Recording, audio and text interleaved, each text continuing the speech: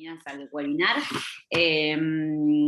Les presento a Melanie, que es de la Universidad de Itela, que nos va a estar presentando a los autores y al libro. Mel. Bueno, gracias, Fernanda. Mi nombre es Melanie Machinea, soy la directora académica del MBA de Itela, y me invitaron muy gentilmente hoy acá a participar de este webinar para presentar a los autores de este manual, Gestión de Personas en Organizaciones Innovadoras, porque son ambos profesores y muy buenos profesores del MBA, exclusivamente de nuestro MBA, en temas de recursos humanos, comportamiento organizacional, change management. El primer autor, Andrés Hatum. Voy a saltear las credenciales de grado y lo que hiciste acá, Andrés. Vamos directamente. Andrés es PhD en Management y Organization de la Universidad de Warwick en Reino Unido. Y como les decía, es nuestro profesor estrella de recursos humanos en el MBA y el Executive MBA de la Itela. Y además lo habrán visto colaborando con La Nación, en varios de sus programas, en notas todos los fines de semana. Hace muy poquito sacó una nota muy interesante acerca de CEOs, unas entrevistas, ¿no?, a CEOs mujeres que lograron perforar el techo de cristal, y de las cuales, de hecho, 3 de esas mujeres son graduadas de nuestro MBA.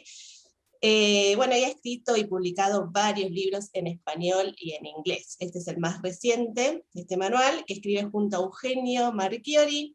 Eugenio es doctor en Sociología en la Universidad de Belgrano, y profesor nuestro en temas de comportamiento organizacional y liderando el cambio.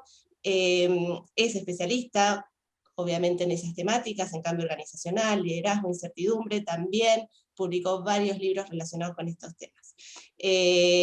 Ambos consultados en los medios, escriben artículos, escriben, como les decía, varios libros. Así que bueno, felicitaciones. Primero, sé que esto fue un esfuerzo importante el año pasado, y que los atravesó la pandemia, ¿no es cierto?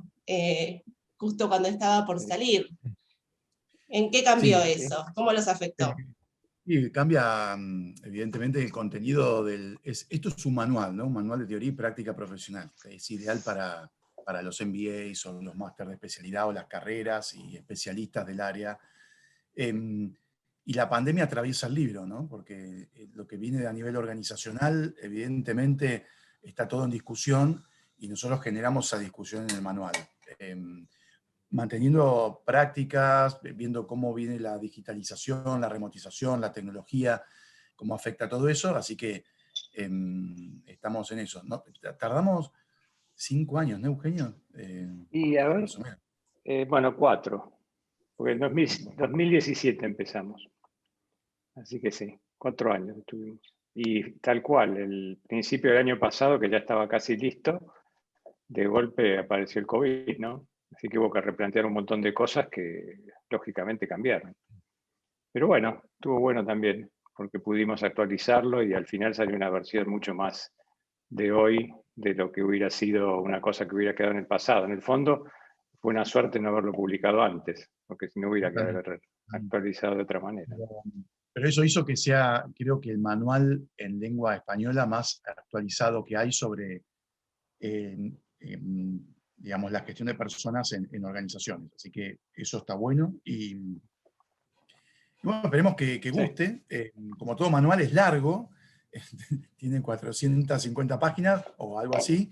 Al principio tenía 650 y el editor nos dijo, por favor, hagan algo, trituren esto, este bodoque.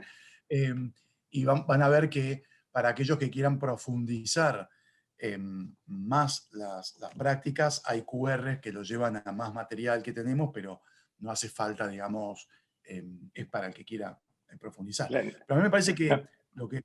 Perdón, sí, Eugenio. No, te aclaro que no hace falta leerlo de corrido, ¿no? Porque decís 450 páginas y la gente sale corriendo asustada.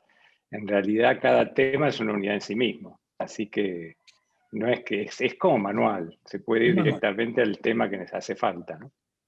Sí, totalmente. Lo bueno es que nuestros alumnos se ven beneficiados de lo último que hay, ¿no? Entonces eso está bueno también. Y me parece que tiene un impacto en todo esto, ¿no? Toda la pandemia, todo el impacto en los MBAs y los Executives MBAs, de cómo planteamos la gestión de personas y todo eso. Con Melanie estuvimos trabajando el año pasado en repensar el MBA justamente a partir de la pandemia, y creo que nos convertimos definitivamente en el mejor programa y en el más actualizado en la región, justamente por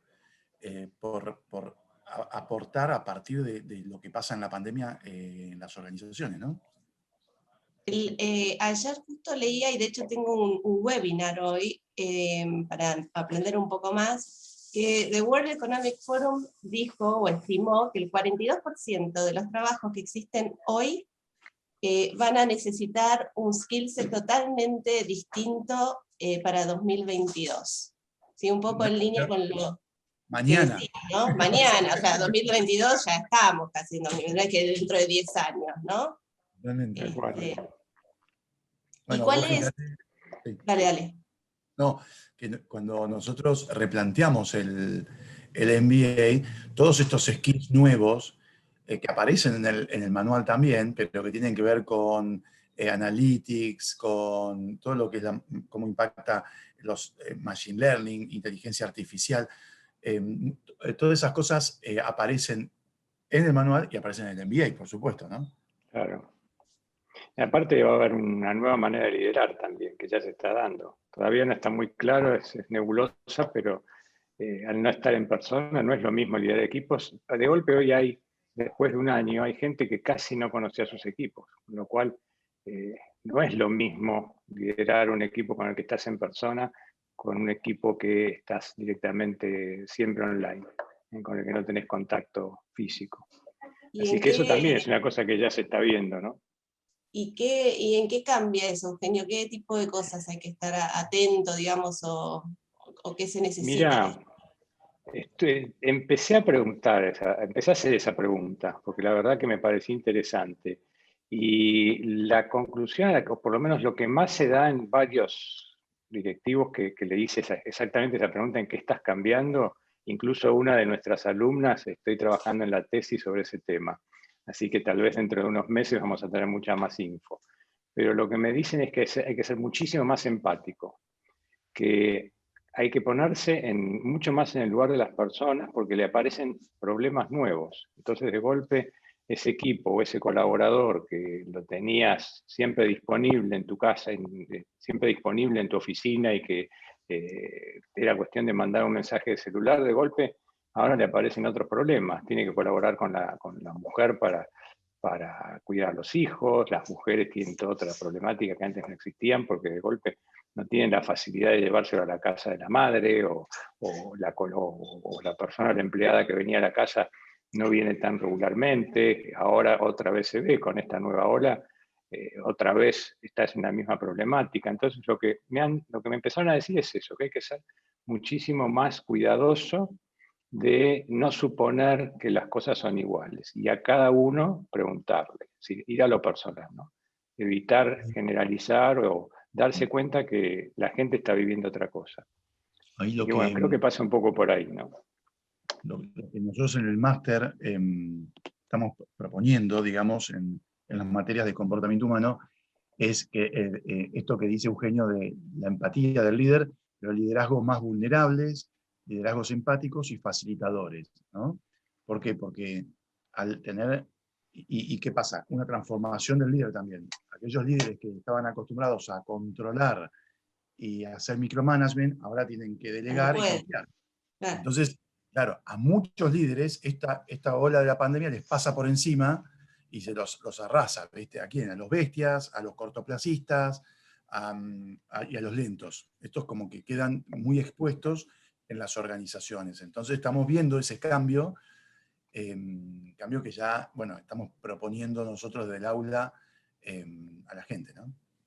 También. Posiblemente esto del liderazgo empático, ¿no? Mucho más vulnerable, era lo que era necesario y por ahí había ya ciertas tendencias. Lo que pasa es que ahora el COVID aceleró todo, de repente te encontraste, ¿no? Con esa ya una necesidad, o si no, quedas fuera, digamos, del juego. Exactamente. Exactamente, tenés un rechazo automático de tus equipos, porque Claro. no pueden, no es una cuestión de que no quieren, es que directamente no pueden. A las personas, a muchos de nosotros, la situación nos supera. Entonces, de golpe, cuando te encontrás en tu casa todo el tiempo, y bueno, vos, Melanie, lo sabes muy bien, no es lo mismo que hace 2 años cuando tenías tu vida organizada, ibas a la facultad, el colegio de los chicos estaba todo con sus horarios, tenías las personas que te ayudaban de un momento a otro, no sé. Era Era como otra vida. un mundo más dividido como en estancos, ¿no? Yo dejaba a los chicos en el Exacto, colegio, me iba a la oficina, exacto, me exacto, ocupaba de exacto. temas, después volvía, me ocupaba de casa, el colegio, y ahora como está todo Exacto. mezclado, ¿no? No hay, Está todo todos los mezclado. límites se mezclaron, todas las Exacto. cosas. Se mezclaron los dos límites. Bueno, me voy a meter en un tema, disculpen, pero digamos, bueno, lo tengo que nombrar a Kant, porque él decía que había 3 condiciones previas para el conocimiento, que son el espacio, el tiempo y la causalidad. Entonces, para conocer tenemos que tener el concepto de espacio, para conocer tenemos que tener el concepto del tiempo y de las relaciones causales. Lo que produjo esto es romper el espacio y el tiempo. Mi hija lo definió muy bien. No sé dónde termina mi cama y empieza mi oficina. Eso en cuanto a tiempo. Y después en cuanto a espacio. Y después tenés el otro tema, el tiempo también. Porque ¿dónde empieza el tiempo de trabajo si me levanto y ya estoy trabajando, tengo la compu enfrente? ¿Cuál es mi tiempo? Antes mi tiempo estaba muy separado, por lo que vos decías, ¿no, Mel? Te ibas a la oficina, era el tiempo de oficina. Volvías a tu casa, era el tiempo de oficina. El espacio era el espacio de la oficina, el espacio de mi casa. Ahora tenés esa mezcla y fíjate que estamos hablando de las condiciones básicas de conocimiento. Estamos yendo a lo más profundo de la persona, con lo cual eso a la fuerza que te va a producir un reacomodamiento que, bueno, lleva tiempo. Incluso no es que se solucione en un año, porque nos vino así desde que somos personas, ¿no? Así que, bueno, los desafíos son nuevos. Sí. Y como decía Andrés, si no se entiende rápido esto, no vas a poder liderar a tu Lo gente. lindo es que a los machirulos los reventó esto, porque Sí. los que estaban en su casa, que decían, no, mi señora es la que se encarga de los nenes, ahora, flaco, agárrate y vas a aprender lo que significa la vida de hogar, donde se te mezcla todo y tu vida es un quilombo, y es maravilloso. Exacto, Creo que también exacto. es para el varón, para el varón antiguo, digamos, esto me parece que es una patada al hígado y a la cabeza maravillosa que te enseña a que la vida es mucho más compleja de lo que vos pensabas. ¿Sí? Exacto. Entonces eso está bueno, porque de la cama al living estamos todos, hombres, mujeres, ¿viste? Nada más que ahora tenés que compartir las tareas, y eso es parte de la vida que tendría que haber sido siempre. Sí, yo creo, y acá dándole un poco una perspectiva de género, yo creo que la pandemia fue particularmente dura para las mujeres que trabajan y que tienen hijos, creo que incluso más que para los varones tuvieron que adaptarse, ¿no? Algunos ya venían, lo cierto es que muchos padres que ya acompañan y están mucho más presentes en el tema diario de los hijos y el colegio, pero siempre hay un poquito más que recae sobre las mujeres, ¿o no? No, perdón, un poquito no, hay un montón. Yo me acuerdo el año pasado, cuando empecé con las primeras clases online, digamos, por Zoom, me acuerdo las caras de mis pobres alumnas. Realmente vos las veías, estaban agotadas. Algunas ya venían, viste que las mujeres se arreglan, siempre están impecables para ponerse al Zoom. Algunas pobres venían, que vos las veías que no habían dormido, se escuchaban los gritos, y el marido estaba encerrado en su oficina, porque yo soy el que trabajo. En el fondo, eso se vio, ¿eh? Y muchas protestaban de eso y muchas lo plantearon. Y estaba naturalizado, aún en este momento de la pandemia, así que no fue un poquitito, fue más que un poquitito. Bueno, no, si no lo quise poner así tan, pero bueno, no, a mí me pasó, digo, conozco mucho, nos pasó, y es así, yo, o sea, hasta que encontré creo que cambié 5 veces de ubicación mi escritorio, mirando para un lado, mirando para el otro. Claro, mi marido tiene su oficina y yo la tengo en mi cuarto. Y finalmente, finalmente. Melanie, eso se arregla muy fácil. Incendiarle la oficina y se acabó los problemas. A tener que ir a la cocina. ¿Sabés qué va a pasar si le incendias la oficina? Se va a meter en el cuarto y Melanie termina en la cucha del perro. Claro, me va a sacar mi escritorio. Sí, bueno, él lo que pasa, no, dándole crédito, él ya trabajaba bastante desde casa, por eso tenía un lugar asignado. Yo no, o sea, yo la verdad es Claro, que sí, a veces, el fin de semana, qué sé yo, pero si no, yo iba a la oficina, iba a la universidad, ¿no? Y ahí tenía claro, mi oficina, mi lugar de trabajo. Así que, claro, pero bueno, sí, fue una adaptación. una adaptación.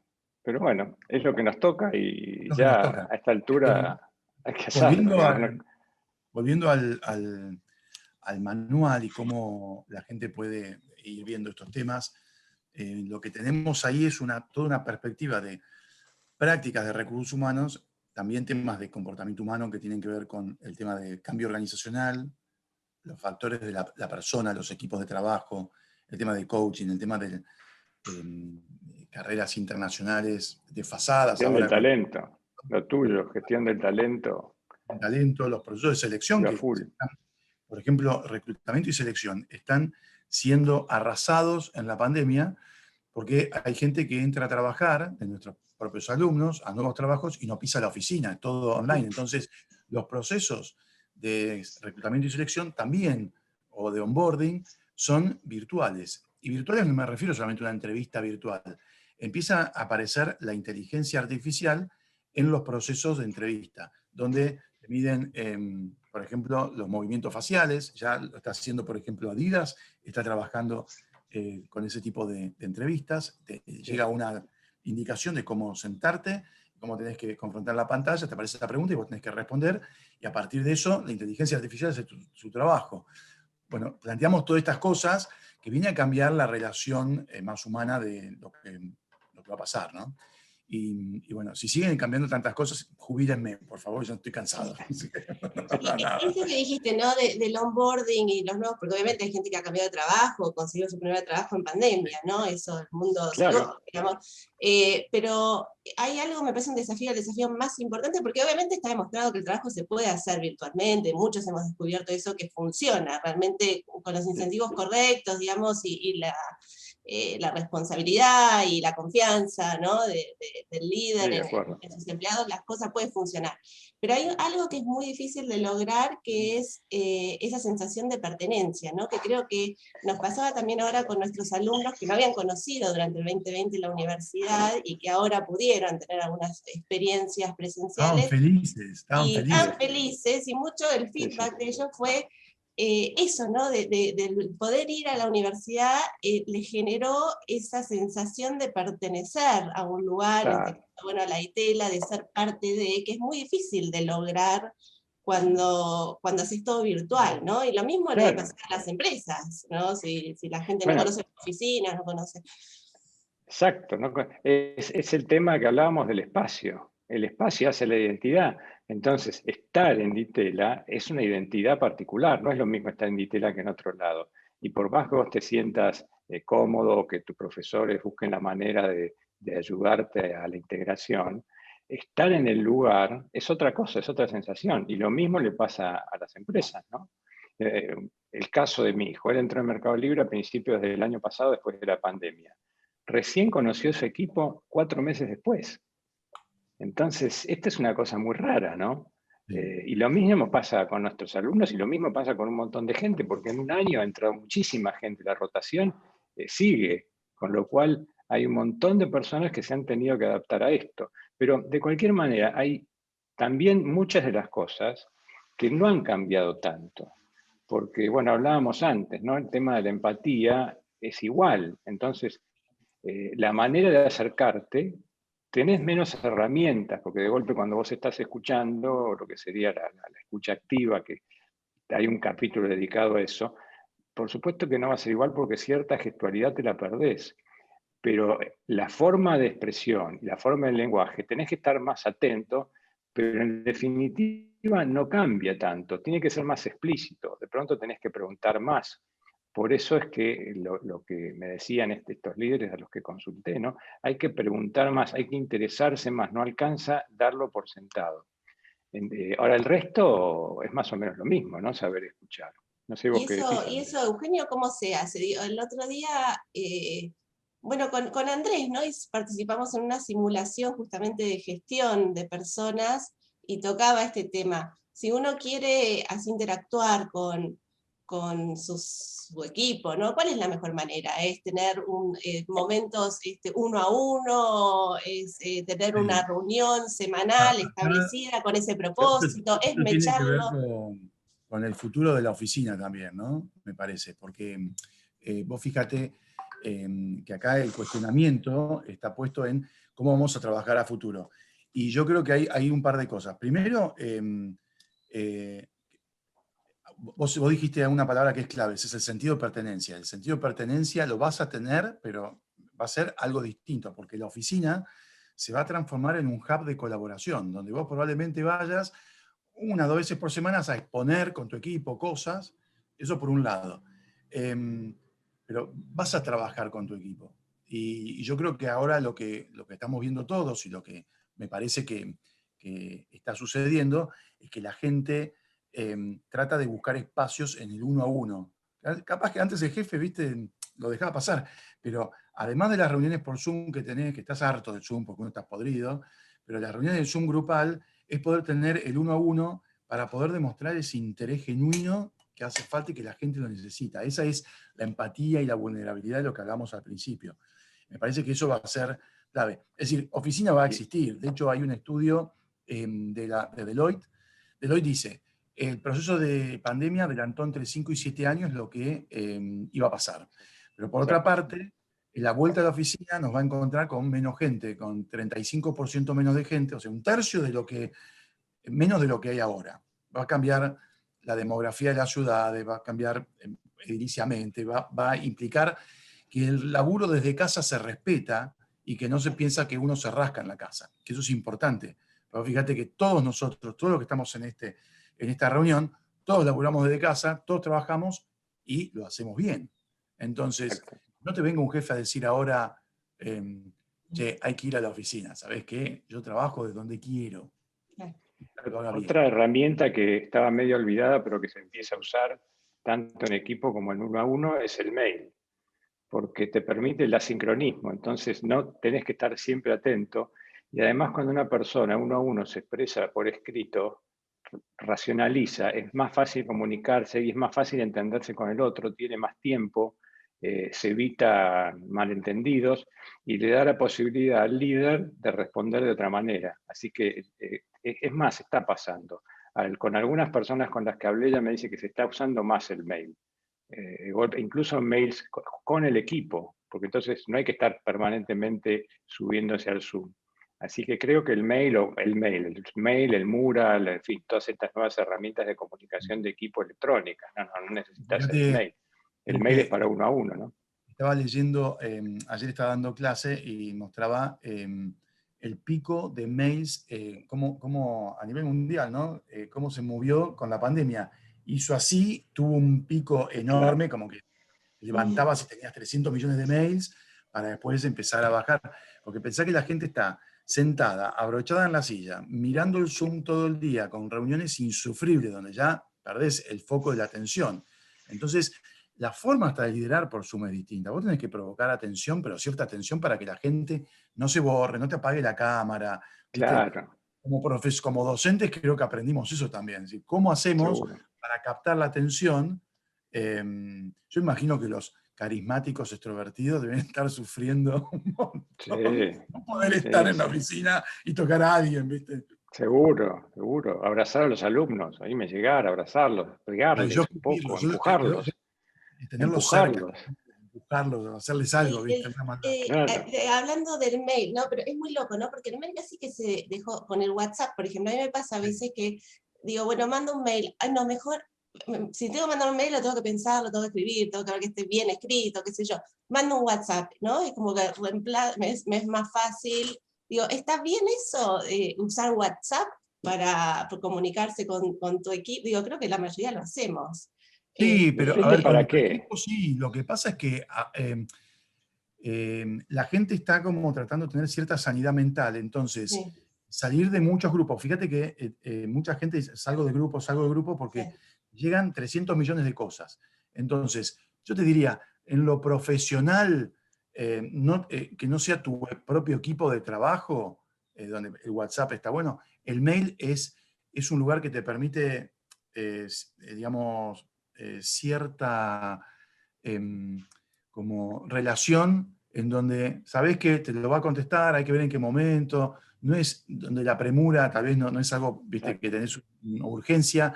El WhatsApp es último momento o equipo. Me parece que hay que poder separar un poquito por un tema de sanidad, nada más, ¿viste? El mail te permite pensar, Claro. porque además nadie espera que le contestes el mail enseguida. El WhatsApp lo tenés que contestar al toque porque si no es como que no le estás prestando atención a la otra persona. Pero el mail te permite, a ver, paro la pelota, pienso qué le contesto, podés llevártela a la almohada a la noche y después contestar a la mañana. Tiene una cantidad de ventajas. Incluso para el líder, para el que recibe también, porque en la medida en que aprendamos a escribir, que eso es una cosa que también es tremenda, pero se ve con los alumnos, no saben, por lo menos, no sé si es que tengo mala suerte, pero no saben escribir, que algún día lo tenemos que pensar, Mel, de hacer algún, no sé si curso de escritura, pero darle algún tipo de ayuda para que... Una vez lo hicimos, ¿te acordás, Andy? Sí, sí. Hicimos un taller de escritura.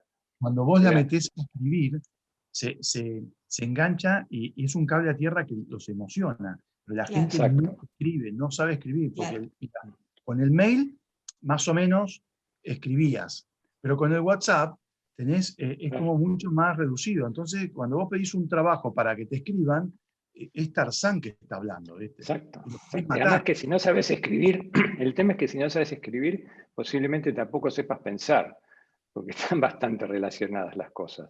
Y al es un final pensamiento, ¿no? Me parece que se te fragmenta el pensamiento. Exacto. Sí, ellos tienen en su seminario, trabajo final, tienen una parte de escritura, pero bueno, sí, definitivamente podemos reforzarlo y hacerlo más... Che, Eugenio, no metas más cosas en el MBA que hicimos una seguimos aliando. espectacular.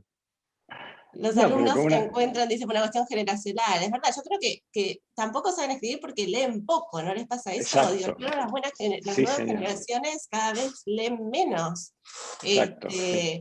Melanie, y bueno, Harvard hace 10 años empezó a sacar los briefcases porque se dio cuenta que la nueva generación no lee con la profundidad y tantas páginas, se cansa. Antes los casos de Harvard tenían 20 páginas y 20 páginas de anexos. Y ahora son los briefcases, son 5 páginas. Entonces la gente capta la atención de la nueva generación. Bueno, pero perdón, ¿no? Al fin se dio cuenta los de Harvard, con todo respeto a los de Harvard. Porque, la verdad, demasiado tardaron en esos casos con letra chiquitita que eran 20 páginas, eran 20 o 30, 37 páginas. 30 páginas, no, es una cosa insufrible, no, eso no es didáctico, no sé, con todo el respeto por Harvard, ¿no? Pero por lo menos yo me aburría muchísimo con esos casos. Y creo que le pasaba lo mismo a la gente, ¿no? Yo soy Eugenia Meister, trabajo con Fernanda en Argentina, Bolivia, Uruguay. Muchísimas gracias por acompañarnos. Respecto al lenguaje, lo vemos nosotros en la configuración de los buscadores. Hay una disociación entre el lenguaje oral y el lenguaje escrito. Mira. La persona que habla no es la misma que la persona que escribe cerebralmente. Y bueno, justamente todo lo que tenga que ver con tecnología, por eso se habla mucho de web semántica y demás, hay un problema grave con la expresión de la palabra, trabajamos con eso, así que nos toca muy de cerca. O sea, es que acá, cuando Silvia decía que hay una cuestión generacional y leen diferente, es cierto, pero yo creo que hay que conectarlos con la escritura, con la lectura y con la escritura. Escribe bien quien lee bien y quien lee. Entonces, cuando vos dejas de leer, se te complica. Y yo, por ejemplo, en la materia, yo creo que al principio me odian porque les mando un mes antes todo para leer y les doy para leer, pero, viste, decís, es como tóxico ya, es mucho, pero es la forma que yo entiendo de que la gente tiene que conectarse con la lectura nuevamente. Tal vez no en la forma que yo lo hago, que es como, chicos, tengan bomba, pero sí empezar a leer, y cosas no solamente que tengan que ver con el EMBA o el MBA, sino también una lectura distinta, la lectura más lúdica, una novela, algo que los ayude. Pero bueno, nada, son cosas generacionales y cada vez peor. Para mí es Vos peor. los hacés leer. Yendo al manual de ustedes, entendemos que tiene una parte teórica y parte práctica, ¿puede ser? Sí, el manual O cómo tiene... está estructurado, y Sí. una cosita que, bueno, quizás de las personas que están escuchando, no sé si les parece atinado hablar de por qué uno de ustedes es economista y el otro es sociólogo, que a mí me parece que es muy lindo saber por qué se arman esos equipos interdisciplinares para Bueno, este tipo de... a ver, Euge, yo uno es sociólogo, pero Eugenio no solamente es sociólogo, es ingeniero, tiene un máster en logística, es rarísimo. Sí. Yo no soy Bueno, y economista. Andrés es licenciado en Ciencias Políticas, así que es más raro todavía. En las políticas tengo un MBA y además hice mi doctorado en Management y Organización. O sea que es una combinación esotérica, pero que funciona muy bien. Genial. Porque tenemos intereses comunes, formas de encontrarnos diferentes que funcionan y nos complementamos muy bien. Eugenio es un gran estudioso de las temáticas y bueno, yo Andrés también. es un gran comunicador, cosa que no hace falta que les digan. Pero entonces en esa complementariedad sabemos escribirlo y sabemos comunicarlo. Y en el manual vos tenés la teoría, que necesita un manual, pero la práctica profesional con casos de compañías reales, vívidos, en donde tanto el docente como el alumno pueden ganar de eso. Y por otra parte, para hacerlo más dinámico, además de los casos, QRs como para que la gente se enganche con la realidad. Y bueno, y yo calculo que cuando haya nuevas ediciones del manual, todo eso como que va mutando y va siendo fluido, ¿no? Entonces, parece que... hasta películas hay. A cada capítulo recomendamos una película que está en esto lúdico que decía Andrés, ¿no? Porque tampoco todo tan serio. Cada capítulo está bajada con una película también. Así que Es muy también pueden buscar pedagógico, por ese lado. el alumno puede ir a verla y entiende el tema, y el docente puede analizar la película en clase. O sea, tiene eso, ¿no? ¿Qué es lo que hacemos nosotros en la Ditela? Es decir, trabajamos mucho con lo lúdico. Eugenio trabaja muchísimo con, bueno, los hace escribir, los hace pensar, los hace, yo creo que hasta llorar, ¿no? Porque la gente como que Sí. se conecta con esa realidad. Y yo trabajo con actores y trabajo con la vivencia de la situación en clase, que la sufren como cochinos, pero después agradecen haberlo sufrido, ¿no?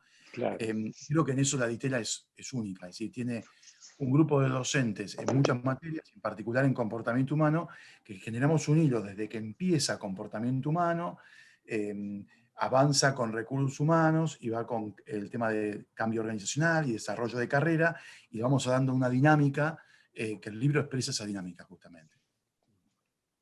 Sí, aparte, otra cosa que quiero decir de Ditela, ¿no? Nosotros que venimos de algunas otras casas de estudio, la libertad de pensamiento que te permite Ditela yo no la vi en ningún lado, ¿no? Nadie jamás miró o cuestionó cualquier cosa que yo pudiera decir o hacer, o los Con esto contenidos, nos nada. salimos a preguntas, pero quiero complementar lo de Eugenio. Venimos de un lugar que no se podía pensar, entonces de repente estar en Ditela, que es una explosión de pensamiento, es maravilloso, y lo disfrutamos en clase, porque podemos hacer lo que Claro. queremos, y tenemos el apoyo para poder hacerlo, y yo creo que el manual expresa eso también, ¿no? Es decir, Sí. señores, el mundo es cada vez más abierto, no es cerrado, y lo que hacemos en clase está en el manual.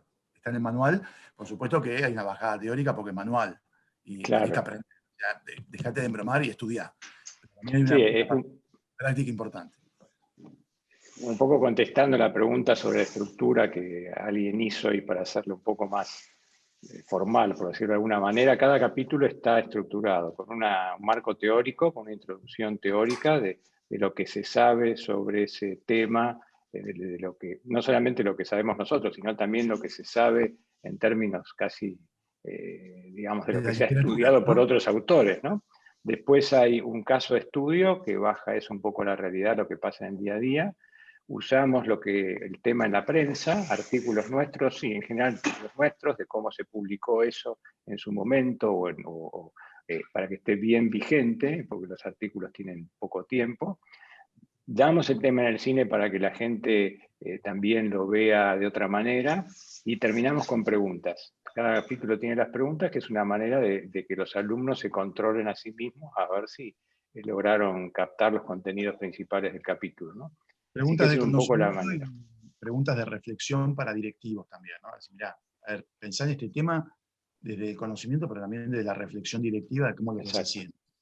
Exacto. Bueno, nos abrimos a preguntas a quien quiera preguntar y después, ¿les parece? Dale.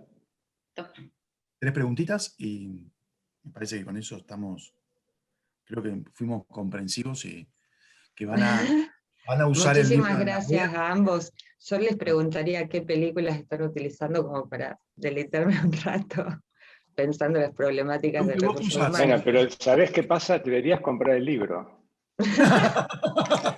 Eso, es que yo lo tengo, Eugenio. Claro, lo tenemos por la Nosotros plataforma, lo así que tenemos, no hay si se lo problema. Entonces ahora deberías leer el libro. Exacto, exacto. A ver, Humberto Eco cuenta una anécdota muy graciosa. Dice que una vez en su biblioteca, tenía una biblioteca como con 20.000 volúmenes. Entonces parece que una vez lo visitó una persona, no sé, una señora, que le dijo, pero doctor, todos estos libros tiene usted, todos estos libros ha leído. Dice, no. La mayoría de estos libros están en la biblioteca para hacerme sentir culpable por no haberlos leído. Así que espero que nuestro libro te haga sentir culpable. Entonces. Respecto a películas, hay películas maravillosas, gloriosas, pero todo depende de la temática. Por ejemplo, yo empiezo el curso este año, ¿no? Con Whiplash, que es un mentor bestial, ¿no? Es un poco lo que yo hago en clase, pero también para que vean, para empezar a reflexionar, ¿está bien hacerlo de esa forma o no está bien hacerlo de esa forma? Pero bueno, nada, uno puede avanzar con películas, podés avanzar, la pedagogía cambió mucho. Para que te des una idea, los fragmentos de películas se empezaron a usar más en los 90, ¿sí? Hoy ya hacemos otras cosas. En clase, por ejemplo, traemos, no sé, cuando yo escribí el caso del Cirque du Soleil, traigo a una artista del Cirque du Soleil para charlar qué significa la vida del artista, para que la gente pueda entender el análisis desde ese punto de vista. Escribí el caso de la ópera de Nueva York, y ahí traigo cantantes de ópera que no solo cantan, sino que además hablan de la vida del artista y lo que significa, porque si no la gente analiza todo desde el lado más corporativo, que es lo que sabe. ¿Qué pasa cuando lo sacás de ese foco, ¿no? Me parece que eso también es interesante.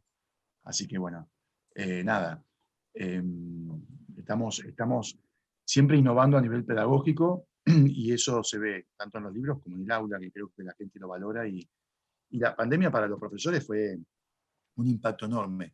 Lo que rescato es que desde la Ditela lo que pudimos hacer es adaptarnos rápidamente, hacerlo bien, y hoy tenemos un producto que es nuestras clases por Zoom, que pueden llegar a cualquier lado. Entonces eso también es algo maravilloso, y lo hacemos muy bien. Bueno, muy ya hubo muchos, los que se incorporaron este año, se incorporaron sabiendo que iban a estar por Zoom, y a nadie le dio miedo. Por lo menos le fui preguntando a los chicos, tuve la suerte de participar, de tener en el aula una de las primeras materias y gente que estaba interactuando por primera vez con Ditela. Entonces les preguntaba eso, y la verdad que es como que ya nadie le tiene tanto miedo al Zoom, ¿no? Por supuesto que se extraña y hay cierta melancolía por vernos, y el impacto del cara a cara y de estar ahí en el lugar físico es otra cosa. Pero bueno, también se puede llegar y también se puede tener impacto a través de Zoom, con otras ventajas que no tenía el presencial, porque la logística es cero, con lo cual, por ejemplo, ya en este curso me piden que agregue algún tema o algún tema que quedó, que les hubiera gustado profundizar más. Bueno, no me cuesta nada agregar una clase especial, y que en otro momento no hubiera sido posible, porque coordinar todas las agendas, el espacio y demás. Así que tiene sus ventajas el Zoom también. Sí, a ver, esto nos descubrió como profesores y la vocación realmente, ¿no? Porque una cosa es dar clase por Zoom y otra cosa es tratar de que la gente del otro lado esté bien, que te entienda. Y en eso nosotros, ni Eugenio ni yo, ni ninguno de la Ditela medimos qué necesita el alumno. Yo me junto un domingo para laburar, otros, Eugenio hace clases fuera de serie, fuera del aula, o sea, siempre estamos permanentemente. Así que nada, un desafío lindo, como representó el libro también. Sí, lleva Creo más que no hay tiempo, más preguntas, ¿no? pero bueno. Me parece. Hay Cerramos, un Eugenio. sí. O Melanie. No, dale vos. El comunicador sos vos, y que cierre Mela. No, que Melanie, cierre cerrá Melanie. vos. No, te leo, hay unas preguntas. Bueno. A ver, la primera es, o comentario, Silvia, la pandemia fue increíble en términos de desafíos y oportunidades pedagógicos en aquellos con conectividad. Sí, tal cual. Sí, obviamente, no hablamos de los que no tienen conectividad, ¿no? Pero bueno, Laura, en forma general, a grandes rasgos, ¿cuáles serían las mayores diferencias entre una organización innovadora y otra que no? Bueno, ahí está, lo ponemos, está en el manual justamente, y lo damos en clase, lo analizamos con Eugenio. Para que se den una idea, somos instancias distintas con Eugenio dentro del aula, ¿sí? Primero aparece Eugenio con comportamiento humano o con cambio organizacional. Yo estoy en el medio con lo que sería lo que llaman recursos humanos. Entonces tenemos una línea conductora que el manual la guía, básicamente. Innovadora es cuando una cosa es decir que sos innovadora y otra cosa es ser realmente. Y acá tiene que ver qué incentivo existe para generar nuevas cosas, qué castigo existe al error, si se castiga el error o no se castiga el error. O sea, premios y castigos en base a eso, porque vos podés decir, queremos ser innovadores, pero alguien se equivoca y lo asesinan. Entonces, ahí tenés eso. Y por otra parte, la pandemia demostró que ciertos aspectos de innovación que tienen que ver con algo más herramental como es la digitalización, la remotización, las empresas que lo tenían bien armado pudieron hacer un pasaje al cambio rápidamente, mientras que las que eran menos innovadoras en el sentido, reventaron. ¿Sí? Pregunta de Luis Pastrana. Solamente un detalle más. Las empresas innovadoras no tienen miedo al error, porque estimulan que la gente pruebe justamente para adaptarse, ¿no? Como complemento a lo que decía Andrés. No hay castigo al error, ¿no? No hay castigo al error. Eso es importante. Luis dice, las organizaciones han sufrido grandes cambios, ¿seguirán cambiando hasta encontrar su propio cauce? Sí, Luis, esto es algo que abarca a todas las empresas, porque esto es la pandemia nos afectó a todos, ¿no? Sí van a haber, justamente es algo que tratamos en el manual y en clase también, de qué va a pasar con las organizaciones a futuro. Y tiene que ver con, primero, la virtualidad, el home office llegó para quedarse. Hablo de home office, hablo de trabajar desde donde tengas ganas de trabajar. La oficina va a seguir, pero va a seguir de una forma distinta, yo creo que más como hub de colaboración, sobre todo lo que tiene que ver con empresas de servicio, administración, hablo de plantas, porque la planta tiene que funcionar, y bueno, hasta que la tecnología en Argentina las abarque va a ser otra historia. Pero va a cambiar también la relación entre las personas, por supuesto, va a ser lo que Eugenio decía de la virtualidad, cómo te relacionás más en la virtualidad. ¿No, Eugenio? Sí, tal cual. Y vos sabés lo que decías también con respecto a las empresas, ¿no? Ahora, hay una tensión en las empresas, porque, por ejemplo, empresas como Google o Amazon tienen el 10 o el 20% de su patrimonio en edificios, con lo cual podemos también esperar una resistencia de ese lado. No van a estar tan tranquilas en dejar de usar los edificios. Bueno, Porque, pero pensá que las ¿no? empresas, por ejemplo, que alquilan edificios corporativos, muchas dejaron de alquilar.